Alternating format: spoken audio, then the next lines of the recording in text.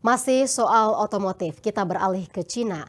Negara sistem kemudi otonom bermasalah. Pemerintah Cina memperketat aturan dengan mewajibkan produsen melakukan pengujian secara menyeluruh, bahkan mengubah istilah autonomous driving menjadi assisted driving. Sejauh ini, kecelakaan akibat kegagalan sistem autopilot terus terjadi, sehingga saham-saham perusahaan teknologi seperti Xiaomi, Xpeng maksud kami, Li Auto, Huawei dan NIO terkoreksi dalam, dipicu oleh kekhawatiran pasar. Peristiwa ini pun menjadi topik headline kabar bursa. Untuk lebih jelasnya kita akan berbincang dengan Citra Dara Fresti Trisna, asisten redaktur kabar bursa. Selamat sore Citra.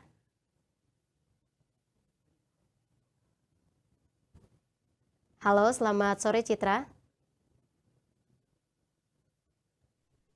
Selamat sore Maria. Iya, apa kabar Citra? Baik.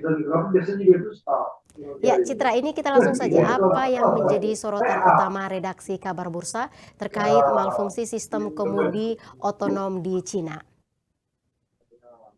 Baik Maria.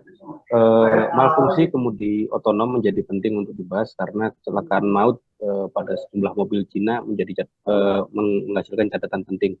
Pertama, sistem kemudi otonom itu tidak sepenuhnya menghindarkan pengendara dari kecelakaan, tapi hanya meminimalisasi risiko kecelakaan.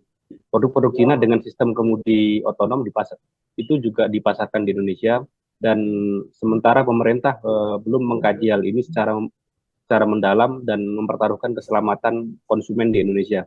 Karena sebagaimana kita tahu, di Indonesia sendiri produk-produk kendaraan atau mobil dengan sistem kemudi otonom itu sangat dielulukan di Indonesia, tapi nyatanya di negara asalnya sendiri justru dikaji ulang gitu.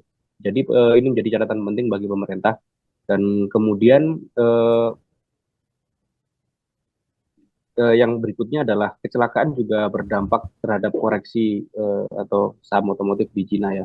Terutama untuk Xiaomi langsung jeblok usai kecelakaan maut dan terkoreksi sebesar 5,5% hanya dalam beberapa hari usai berita tersebar di media.